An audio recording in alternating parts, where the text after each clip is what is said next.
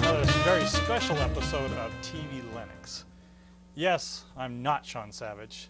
Yes, I'm not Jesse Black or anyone else that I stumbled through their name. That's right, I'm Dennis Gleason. I am normally the director of TVLinux, co-hosting. Shaun's in China still, and Jesse normally can't make it here on the fourth Tuesday of the month. So what is TVLinux? It is a fascinating ride through the technology wormhole called Linux. Okay, not really. Anyone who's watched the show knows what it's all about. It's trying to understand a little bit about Linux, and if you don't use it today, whether or not it might be something you want to consider for a Windows alternative, or if you're like me, you're stuck in the Windows world, and knowing you're going to go into Linux eventually. So the first thing we do, just like the normal broadcast show, we're going to get into the nerd news.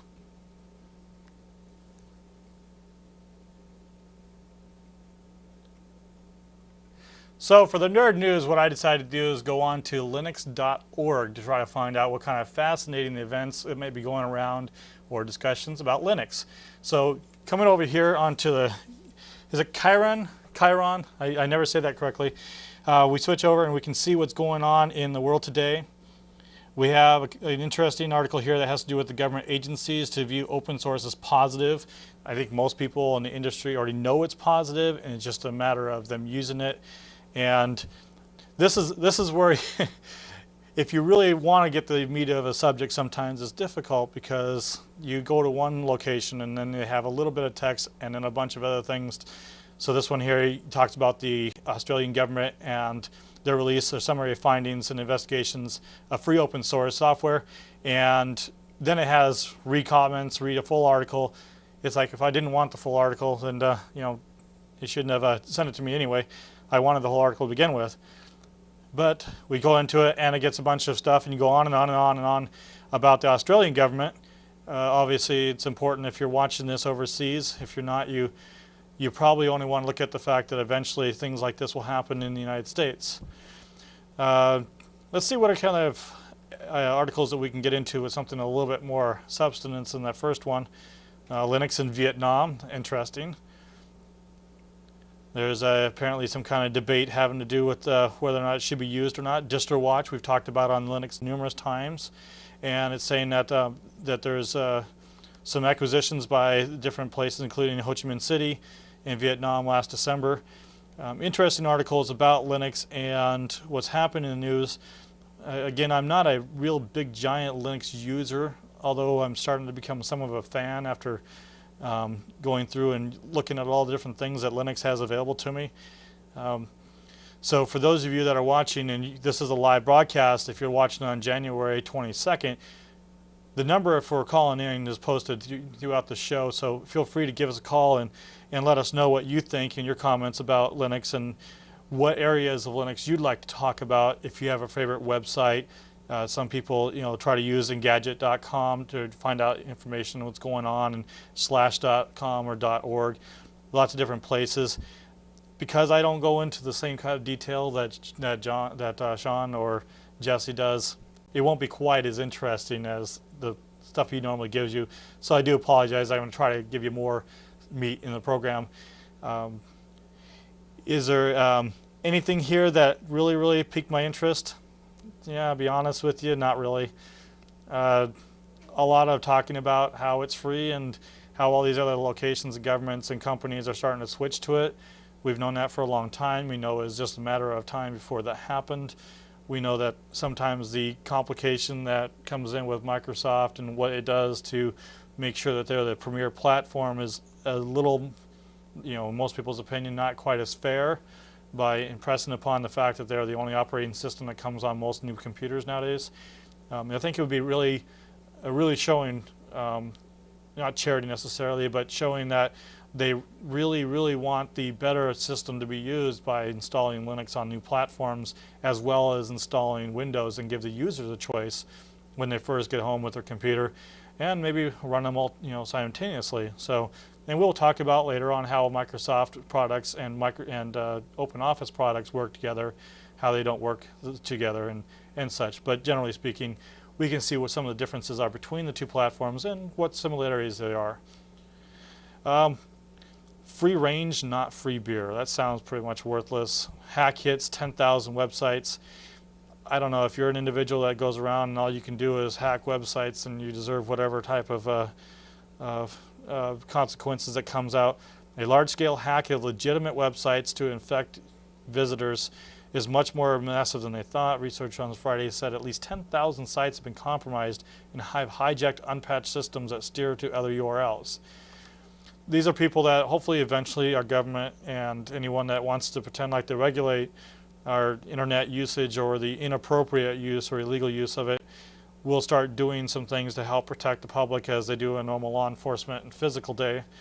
But until then, you out there developers and people creating websites, make sure you go through a legitimate company or using a company that has a really good virus protection software or something that helps you prevent from this type of thing happening, because of course it's going to continue to get worse as individuals continue to either one, lose market share and think they need to attack another market, or simply have nothing better to do with their time. So with that, I think what we'll do is we'll just go ahead and transition off of the nerd news.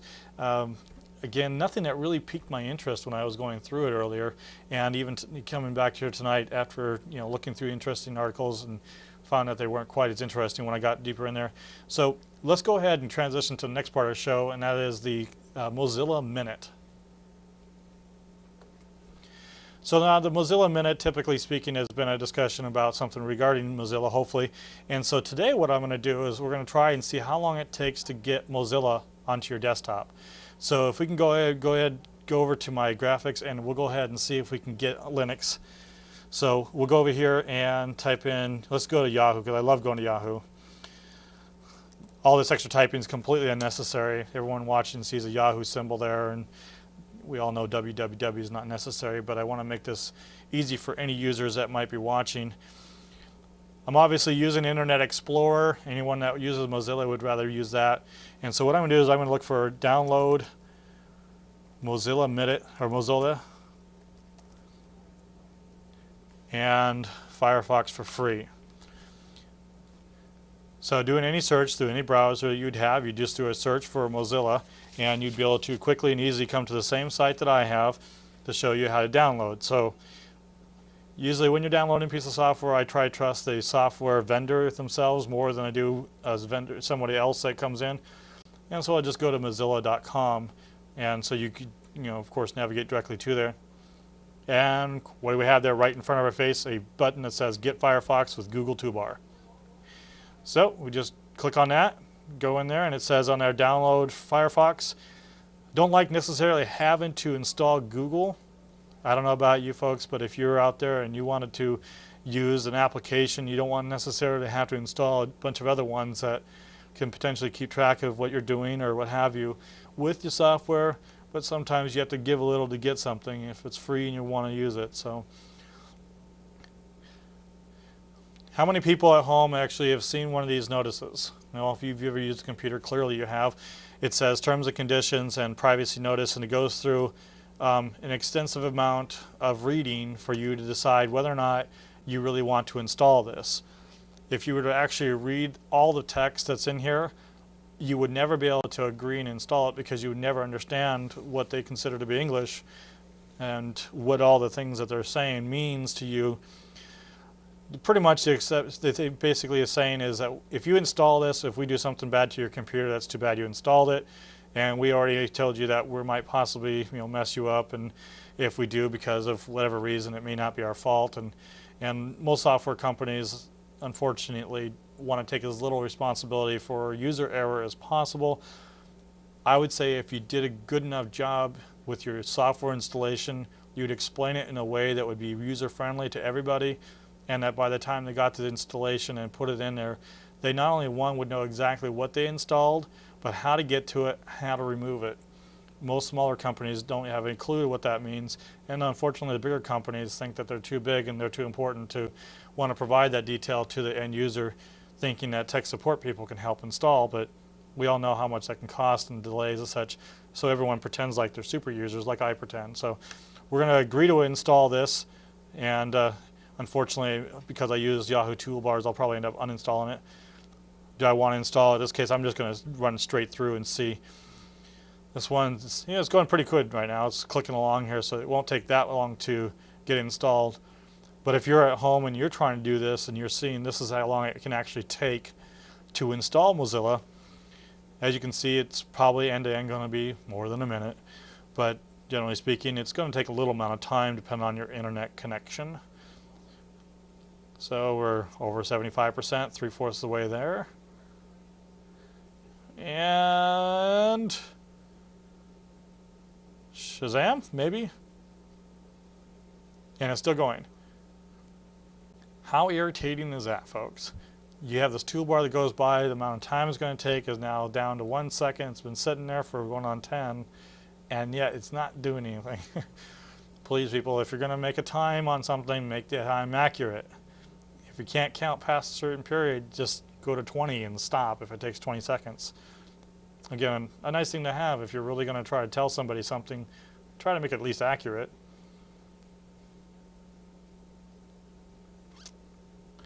And this is a wonderful control program that's used whenever you were using Vista, because of course it interrupts you and you have to go in there and change your user profile if you really want to not allow it.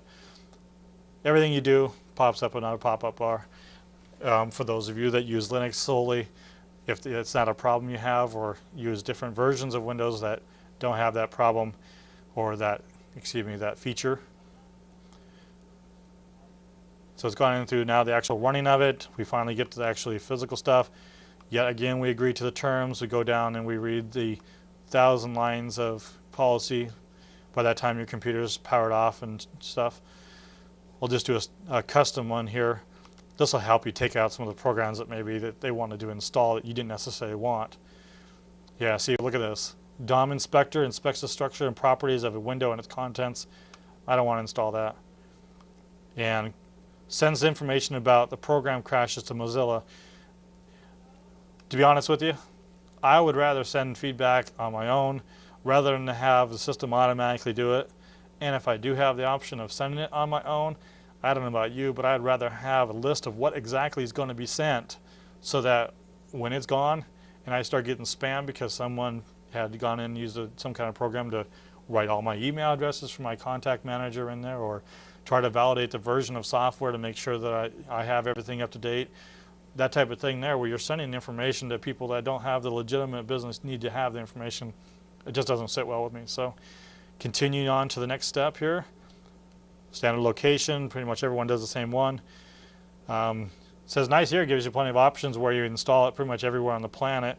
And for all purposes intended, I'm just going to put it on my desktop and hit next, and hopefully it won't take that long to install. There's only 6.5 megabytes, and we all know it's a pretty small program for 6.5 megabytes. So again, a little bit longer than a minute for Mozilla, but I think it's worth the wait. I hope people agree with that. So. And get done with it, and of course it now gives me the option of completing and running it. So let's go ahead and do that and see if it actually is going to work for us.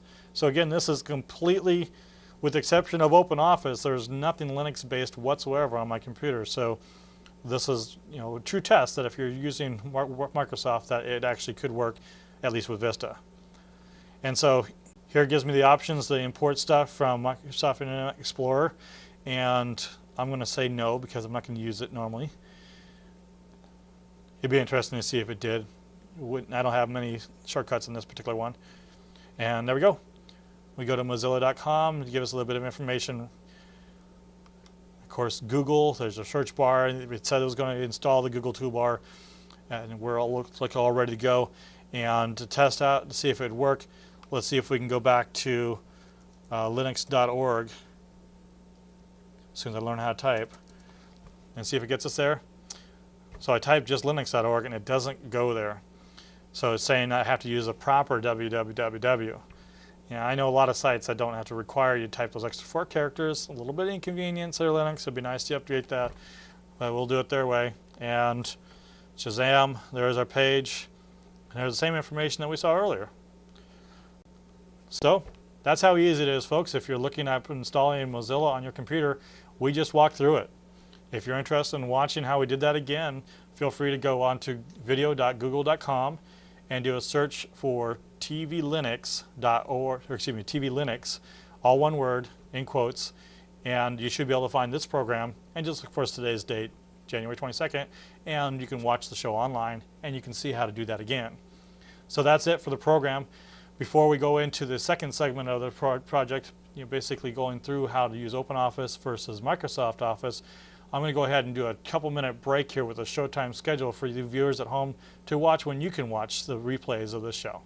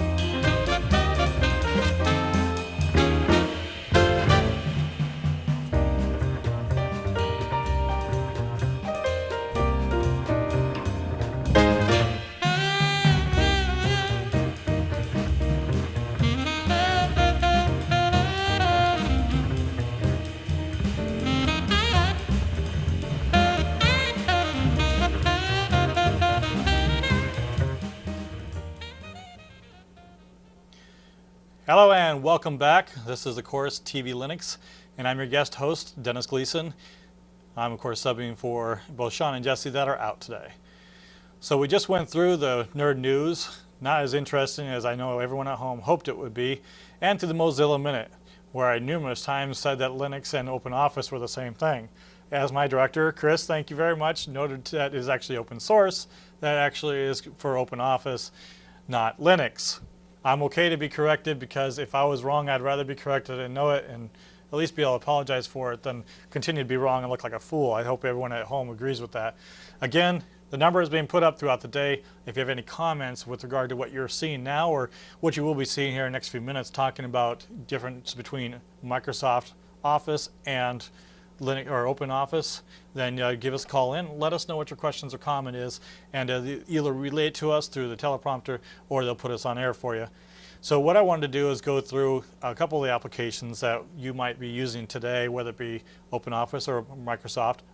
So on my screen right now I have a OpenOffice Writer program. It is a blank sheet of paper, extremely creative.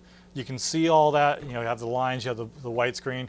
I'm sure all of you at home are impressed by what I haven't done. So if we were to take that same application, look at it in Word on the Microsoft platform, you pretty much see the same thing. And I think we just changed the layout a little bit, and you can change them however you want to, whatever makes it look pretty for you. But essentially they're the same thing. You toggle back and forth between their programs, really not that much different. I was having a problem. One of the things I really like to show on using Microsoft or any other project type of program is the similarities, how you can shortcut using tools that are available to you. And one of my favorites is autocorrect. I did the last Linux show with a big segment on it, and the reason why I like it so much is some people don't realize how important it could be in helping you be more productive and more accurate with what you do. So I'll give you an example. You want to type your name. How often do you need to remember how to type your name? Well, typically speaking, it's not that difficult. You know it. You can usually type at 90 miles an hour. But is it easier to type 3 letters than it is to type your whole name? With mine, it's a lot longer than 3 letters, of course, and I want to make it more consistent and take less keystrokes. So if you don't use autocorrect every single application that you use, chances are you're underutilizing probably one of your best tools of your Microsoft or Open Office program. Now, hopefully this will help you. We'll go through and see how it happens on Writer and Word. Hopefully you get through Calc and through Excel, and show you too how easy it can be to set up your autocorrect. And so all your programs utilize the same functionality. So going back to my screen here, I actually have Microsoft Word in this one, and I have Open Office Writer on this one. And you can tell by the top of the program, typically tells you what program you were talking about and what the file name is. So I wanted to do the test what I was referring to earlier with using my name. So my name is Dennis Gleason. Pretty simple. Those at home probably can't see a thing. Let's see if I can blow it up a little bit here so you people at home can actually see what I'm talking about. Zoom in. Let's do 200%. There you go. People at home can actually see that maybe. And of course I'll just select the whole thing. You can do it the lazy way like I just did, where you hold in the shift button down and use the arrow, or you can do it the smart way where you hold the shift down and hit home and it selects the same thing. And I'm going to make this bigger to make it easier for you at home to see, if I can ever find where my mouse went off to.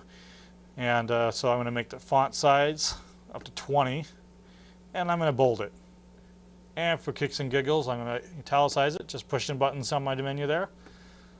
Underline it, and let's center it to the page. Well, of course, that's off the page, so we're just going to put it back so you can see it at home.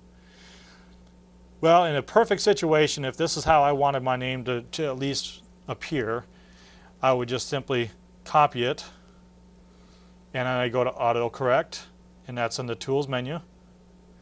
Tools, autocorrect.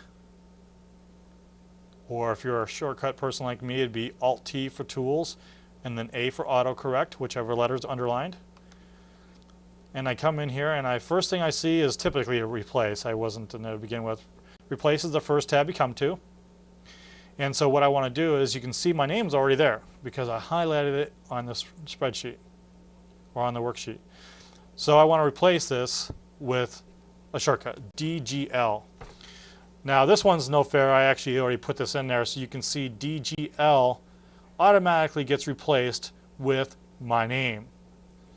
So if by using this formula, I should be able to go back into my Writer application, type DGL, and hit space, and it should automatically replace my whole name. Unfortunately, even with 3 people looking at it, we could not figure out how to get autocorrect to really work in Writer. Sorry, Open Office. Didn't score any points with me. This one is going to be really hard to sell because my favorite tool won't even work on your application. We tried using help. It said go to Tools and autocorrect, Options, and make sure the box for text is there to use the replacement table. It's checked.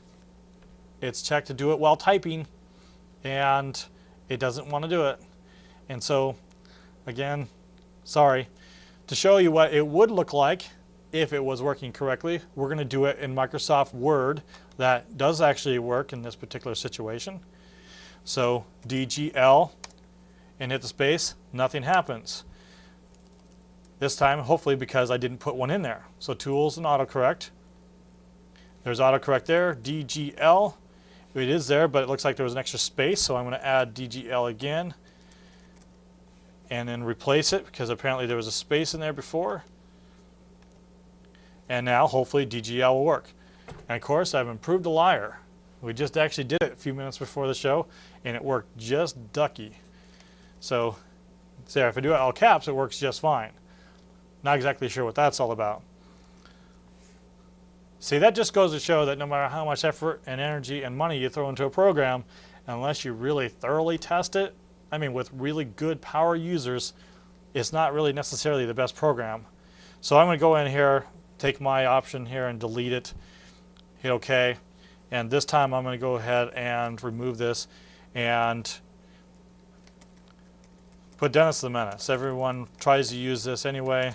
If I can spell Dennis the Menace correctly, set up the home, go to my autocorrect, and I can put DTM for Dennis the Menace. And of course I got extra spaces in there, so it's going to wrap around that way, but that's okay. for the purpose of this exercise. Dennis the Menace. And it worked. There's my extra return on the next line there that caused all that headache earlier. That's how easy it is, though, if you wanted to do it. So if it was working, there you go. It's a good opportunity for you to take advantage of your Office or your Open Office or your Microsoft Office opportunities for you to see what they can do with autocorrect. Usually speaking, like for instance Microsoft products, everything but Outlook uses the same autocorrect. So if you're using Word or Excel or Access or PowerPoint, typically the same words will replace the same time the same way.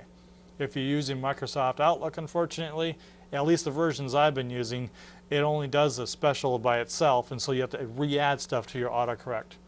But try that with your name. Try that with the name of a system that you use all the time that has a special naming convention. Try that with a web address that maybe you use all the time that you don't want to continue to try to look up all over the place. Or you know what, if you have an entire sentence that you normally would like to write quite often, put that on there. I like to try to say thank you very much and use shortcuts for that. Use initials to say thank you. Well, it's not quite as thought out as typing the entire word or words, but it is thoughtful by the fact that you've made it convenient for you to provide something that gives value to the person without making it common. So let's go on and see if we can find something a little bit more useful to you to educate yourself on how to use Writer program. So I'm going to get out of Word, I'm going to go back to Writer, and I'm going to go back to my name, and we're going to talk about how to format text a little bit. Sometimes you want to make it something stand out, you want to make things fall back, what have you. So we're going to show you how we did this before and the shortcuts you can use in order to make it easier for you to format your text in your own personal life. So say for instance that you're going in here and you want to type your name and your address, and for purposes I'm just going to use a fake address for myself. So I'm going to live on Main Street, all right, and Beaverton, if I can learn to spell Beaverton correctly, Oregon 97006.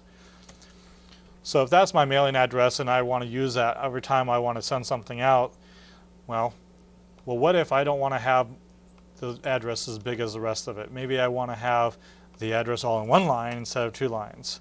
So I go in here and I delete it and come back and get rid of the extra characters that don't belong there, of course. And well, see, now it's way too long. And the one character that I had at the beginning I put in the middle of the sentence somehow is there. So this is where you have the opportunity to go in and change the size of your font. Using OpenOffice Writer, the Control-D option that you normally would use for Microsoft gives you underline. Not really sure how D and underline coincide with each other, but that's the way it works. So we'll do it the hard way, we'll do it the long way. We'll select the text, and then we'll change the size of the font. Let's go down to 12 point. Maybe it's still a little bit too big. Go all the way down to 10. Probably don't want to go much lower than 10 because you can't read it any lower than that. But if you wanted to now take this and bold it, you can just do Control B, which actually does bold it, or you can do Control U to underline, and or Control I to italicize, and that's the same in Word, in Office, all the Office products, and of course all the Open Office products as well. So how many of you are completely bored out of your mind? Call us and tell us how bored you are, because if you are bored, we obviously want to transition to something else. So one thing I would deploy to you, if you want to learn how to use your systems better on a daily basis, 10-15 minutes of your time playing with the menu options. Go through File, see how to save something. Go out and see how to do pasting. Sometimes there's really cool options on how to paste things that maybe you're not used to. Go through your editing and you find out how you can edit different things that you maybe didn't realize. I'd be willing to bet you that if you spend 15 minutes a day, just for a couple of weeks at a time, that you'll find that you can use your application 10 times faster. Now, if you're one of those people that are sticklers and say, you know what, I don't feel comfortable really working on this program already, and I really don't want to spend that extra amount of time, well, think about this. If you in your regular job, whatever it may be, has 5 steps in the process, and if you can do your same job in 4 steps, what's it worth to you? Well, you can get potentially, every 5 items you get done, you actually could have got another item done. if you think about it from that standpoint, you'll realize that shortcuts, and if you can consider them conceptually, can do the same thing for your work. For instance, my name. Very rarely do I ever type my full name. I mean, granted, I don't type it 5 times a day necessarily, but I do type certain key words every single day that I have saved hundreds of hours in the last several years just by using that autocorrect feature. So there's one thing that I had a person that I work with ask me about, and that's how to do formulas. And so what I want to do is transition now from Writer, from the word processor program, over into the Calc program by OpenOffice, and also maybe take a look at Excel as well, but I think the process will work just as well in Calc. So we'll go ahead and close the OpenOffice, and we'll go ahead and discard our changes that we don't want, and we certainly don't want Dennis the Menace on there. And so we go back to my desktop sometime, hopefully today. There you go. And over here on the side, you see I have all my OpenOffice icons, and so I'm going to open Calc, again the Microsoft Excel counterpart. And so here's one of the areas that people don't or have difficulty sometimes understanding if you don't take an actual formal training class, is how to not only just put columns together, but also how to add columns up, how to make comparables off of those. And so that's what we're going to do today really quickly, is we're going to go through and show you how you can add items to a column and make a sum of the total and then do a validation of that sum. And so we're just going to start with 1, 2, 3, 6, 9, or 8 in this case, and then put 9 in. Why not? So we have our numbers. They could be a number of widgets. They could be, let's say it's your budget and you want to figure out how much it is. Well, there's a button that says Format Standard, and you can actually change the formatting to whatever format you want. Now, typically on Microsoft Excel, and it has an actual just $ only, and so it makes it a little easier to do. But let's see if I can format this into what I really want it to be. Control 1, I want to do currency. I want it to show zeros and a negative value. And I hit OK. And now I've changed it from numbers to dollar format. So it looks like I have a phone call. I have a Chris on the phone. Chris, what kind of questions do you have? Trent? Hello? I can't hear the caller. Oh, hi. My name is Trent, and I just had a quick question about Linux. Yes, sir. All right. I have a Mac, and I'm curious, is it possible to get OpenOffice or Word on either of these? To be honest with you, I don't know the answer to that question. Huh. Well, part of the reason is because, one, I don't use Mac. In fact, I only know one person in my entire life that uses a Mac.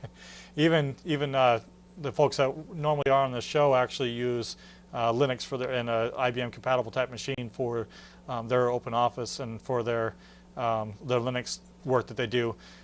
So Mac is one of those renegade application program computers that are getting more experience and more time and more place in the market, but unfortunately they're not quite in there to where everyone knows yet. However, if you really want to get the answer to the question, there's a lot of different user groups on Linux and OpenOffice that can help you with that. In fact, OpenOffice itself, probably, if you type in there OpenOffice for Apple, you could probably find an answer to your question right there. Or you can email Shaun that normally does this show because it's his show, and it's at Shaun@TVLinux.org, and ask him the question, and he hopefully can be able to help you steer you in the right direction if you can't find that through OpenOffice. Okay, great. Last question. Can Yes, you sir. give me the definition of Linux? The definition of Linux? To be honest with you, I don't know the answer to that question either. That pretty much means you probably just joined the program in progress, but I'm actually usually a Word user or a Microsoft user, and I produce this show, generally speaking, but I don't actually use Linux much at all.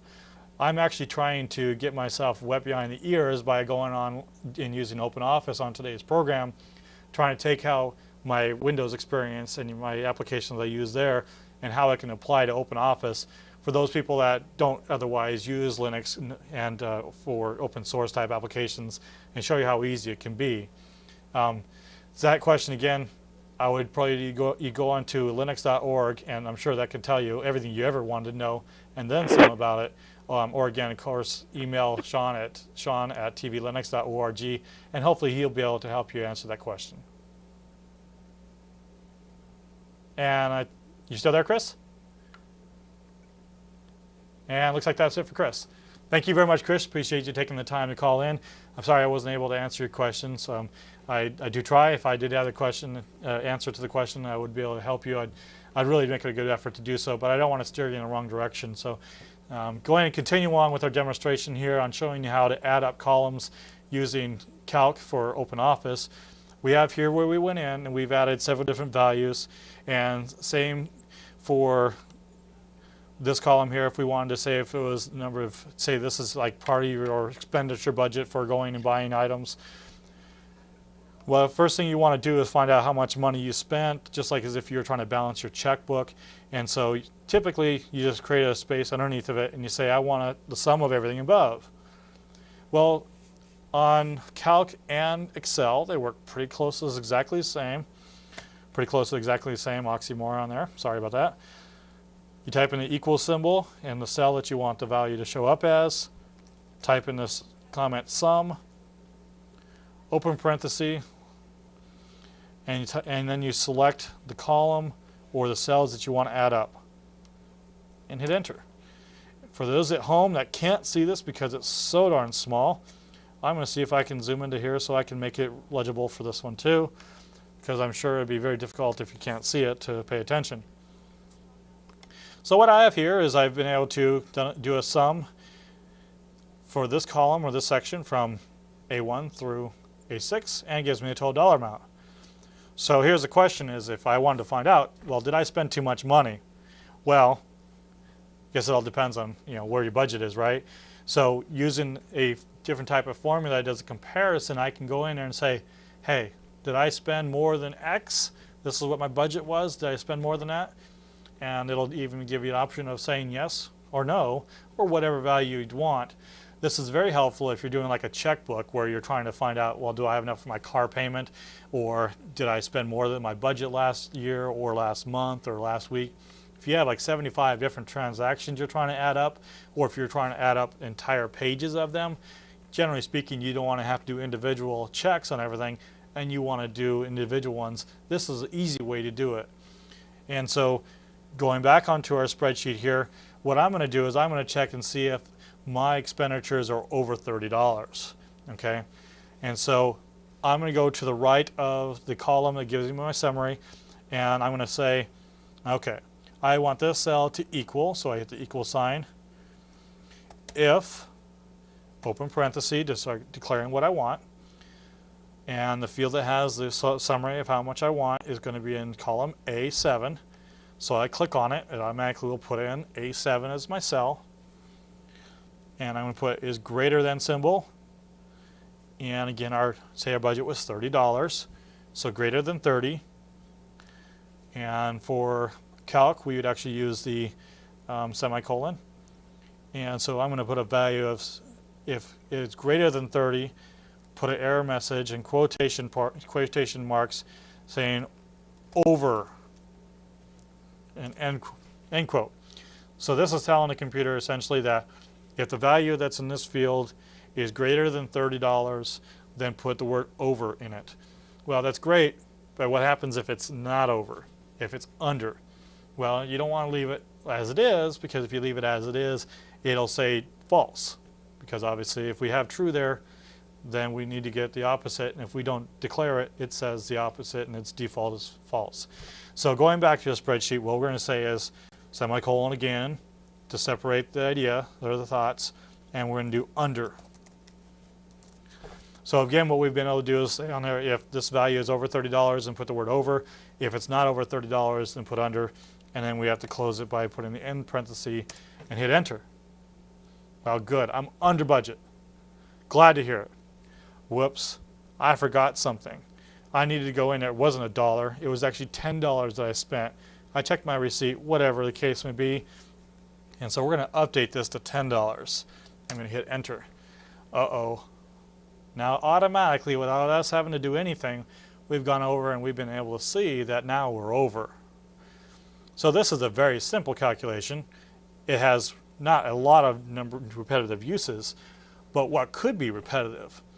Well, say for instance you're doing something where you're making different types of purchase of items, and you want to find out that if you've purchased the same item more than once, or you want to find, if you did purchase a single item, that transaction, and you want to be able to find it quickly and easy, and you're talking about hundreds and hundreds of transactions, maybe even thousands, how are you going to quickly and easily go and find that transaction? Or say you're working in a nonprofit agency and you have donors that are donating money, and you put in that they donated money, and you want to find out how many people have donated more than one time, and so you want to check for the the people that have done a lot of donations, and you find say a list of 5 or 6 people, and you want to check to see every time they actually show up on that list to see how many instances. Let's do the first one that we talked about, where we're going to see how many times that we see which ones actually got purchased. And let's go with music because it's an area that I really like. Say for instance we wanted to see if we purchased a particular song more than one time.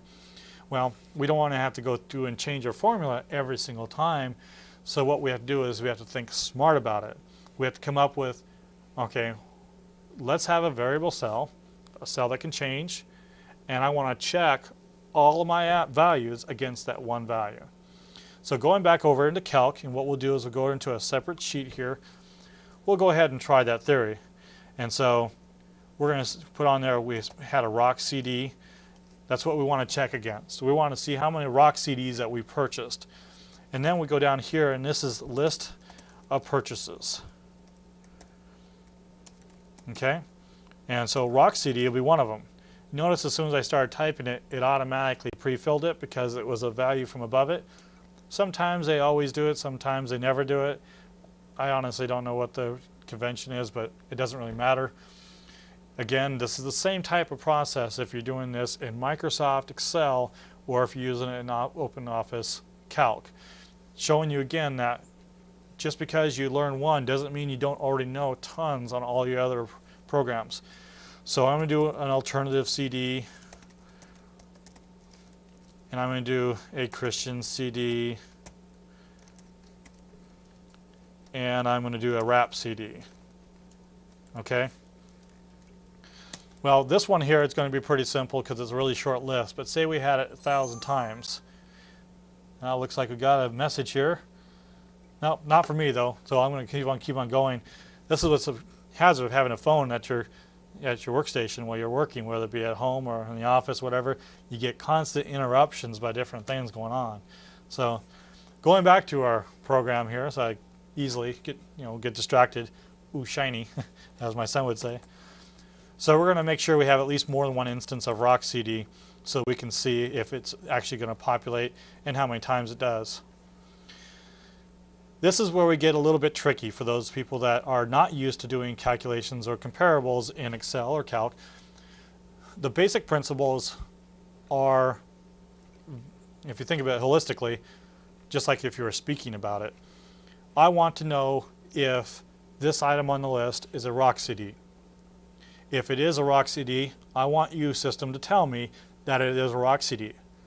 If it's not a rock CD, I want you to not tell me anything because I want to just concentrate on the rock CDs. Okay? If you are doing that in your own personal life on a handwritten list, it'd be no different. You're going down your grocery list to see if you actually got what you were supposed to get on your list, or if the item you're looking at is actually on your list. You'd say, okay, well, let's go down the list and we'll see if that's on there. Same thing on this case. We go back and we take a look at what formula we would need, and so let's go back to English like we did earlier. Equals, again, use it for almost all formulas, if, open parentheses, the value and column or in location A1 equals, and this time instead of typing an actual value like we did before where we said greater than $6 or $30, we're going to refer back to the Excel that we wanted to reference to. We want to change the value. So in this case it's A1. So if A4 equals A1, we do a semicolon, then we want to say, press the button too many times, can't do that, then we want it to say yes. Again, semicolon. If you have one side, you have to have the other. So if it doesn't match rockcd, we want it to be blank. In this case, just quotations twice will give you a blank cell. So continuing on, close parenthesis and hit enter. So the first one is yes. We do have rockcd. Well, how's that going to help us with all the rest of those values? We want to double check and make sure that we have all the rockcds identified. Well, one of the options that are available both in Calc and again with Excel is on the bottom right corner of your box or cell that you're in. You have a little tiny box. And so you put your mouse over it and it comes to a little plus sign. Hold your mouse over there, left click, and then you can drag down as many number of cells that you'd like to in order for you to finish copying that cell. It makes it so much easier. And you let go, boom. Yes, yes, yes, yes. Now why did it do that? These are blank. Why is blank showing up as yes?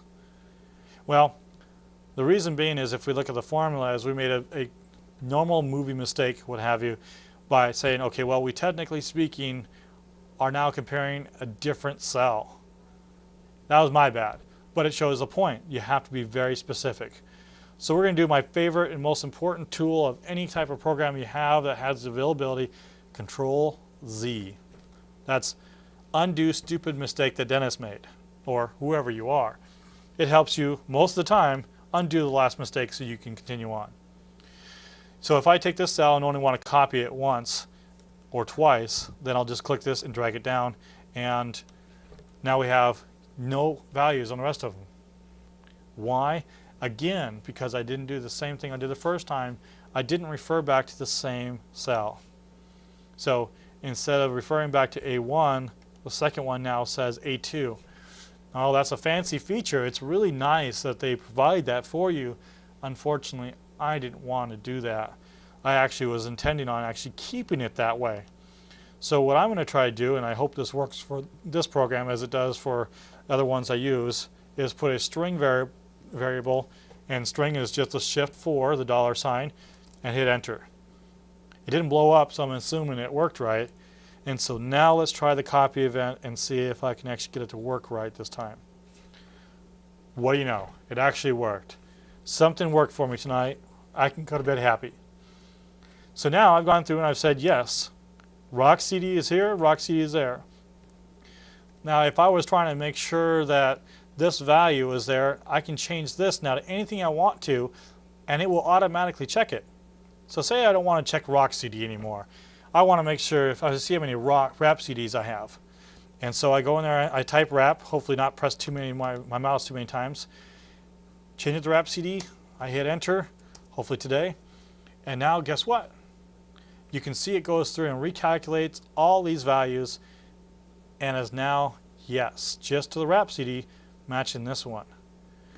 Now if I wanted to change this one to rapcd and to rockcd, well, it better not work. So we type in rapcd or rockcd,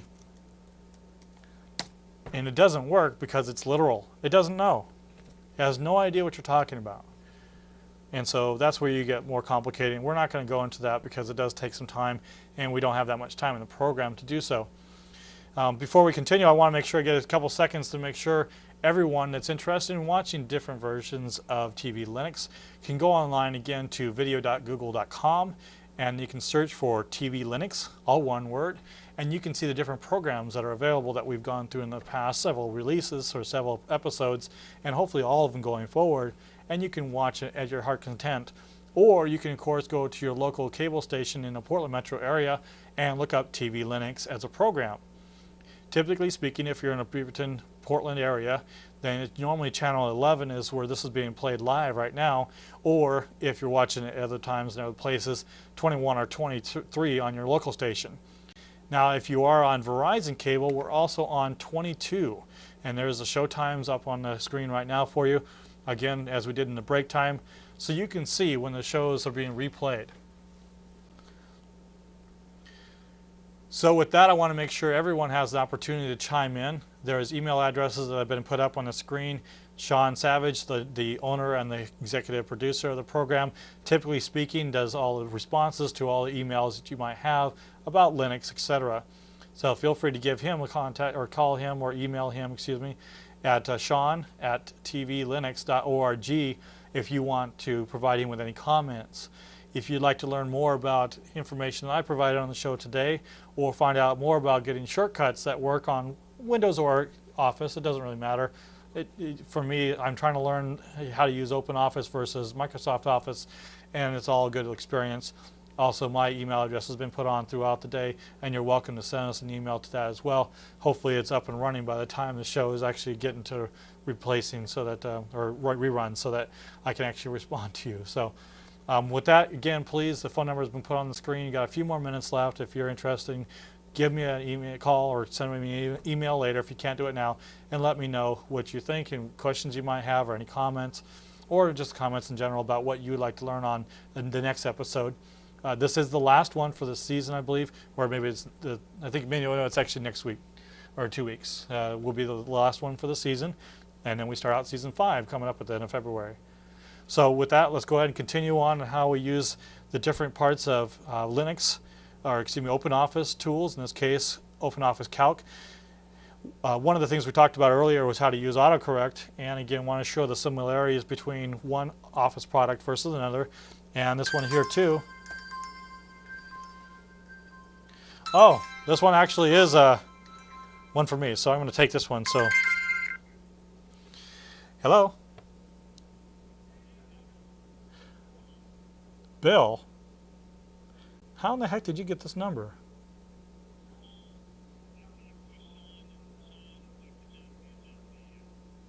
You talked to Shaun. Shaun talked to Jesse. This is Chris's phone. Oh.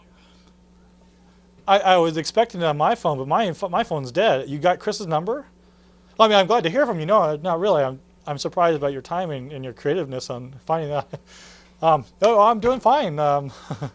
We've been talking about how OpenOffice and Microsoft Office are similar. Do you have any comments of how they're so similar and they just seem to work that way?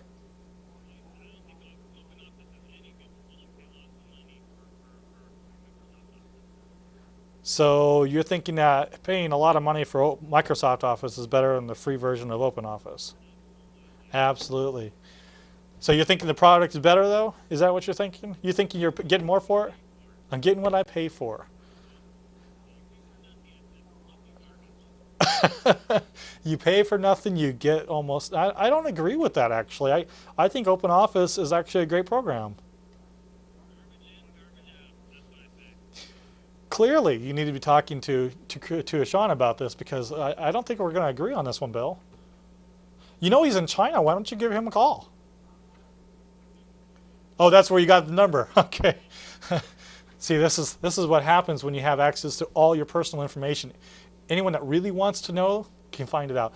Well, you know what, Bill? I'm going to let you go because I have a show to finish up here. I only got about 4 minutes left. So thank you very much for calling. And 2 more weeks, so Shaun will be here, and you can go ahead and give him a call. No, thank you. So that's Shaun's friend, Bill. How he gets all these numbers, I have no idea. Honestly, I wish I could track down people as fast and accurately as he has. I mean, Shaun is out of the country, and he still is able to get the director's phone number that I happen to be borrowing. How did he know? How did he know that I had your phone? See, there's something at work here. We're not going to go down that path because it just leads to the wrong place. So, continuing on to what we were talking about earlier, you can see here on the screen that I typed my initials in here, and I'd hoped that, of course, autocorrect would have fixed it. And going into tools and autocorrect again, checking, maybe I'm out to lunch. Wouldn't be the first time, certainly won't be the last. And we're going to do DGL and see if I'm there. And there's my name. I don't like that. I don't know why it's not working for me. I'm sure if I went into Excel and tried it, because I did it earlier prior to the show and it worked just fine. So we will just continue on with that. There is some formatting that folks want to keep in mind when you're using Calc and what the value of it is. If you're trying to create a form, seriously consider not using Word, because a Word document, typically speaking, is going to give you a free flow text document, and it may not do what you want it to do. If you wanted to create something that had a little bit more, maneuverability into it, you can do things, have several different boxes, different lengths, whatever. Excel is a great tool for that, or Calc in this case. I'm going to go ahead and set one up really quickly. Well, at least I'm going to try to use the word really quickly since we're down to 2 minutes. And we shorten it. We have a whole bunch of them. We can shorten the column widths and column width, and we're going to make it, let's say 10. Way too big. That's what the difference is between the two. If you're using Calc versus Excel, 10 doesn't mean 10 bytes, it means 10 inches. You got to pay very close attention to what you would put in there, so we're going to go ahead and fix this. So we're going to move that down to 1 inch. There you go. You have your form name, you can put it there. You can format this until the cows come home, and you might actually have something good for you. So we're down to last minute and a half. Credits are going to be rolling here pretty soon. I want to take a couple of minutes to make sure I thank the crew. I have Chris and Bruce. There's the crew right there is Bruce, and there's Chris, and you can see CJ Matthews, there she is, sliding to the screen on the bottom left. And Mark Burns, of course. I have a big crew here for tonight's show. It's actually one of the biggest crews we've had in a long time. Thank you very much, guys, for coming to help me out on the show tonight. And so we have about another 15-20 seconds before we run the credits. I want to make sure I thank you viewers at home that watched Linux today and that will be watching Linux in the future. Again, the next show is coming up here in a very close future. Try to speak English and maybe work better. The date and the times have been showing up on your screen throughout the day. And thank you, of course, TVC for allowing us to put this program together.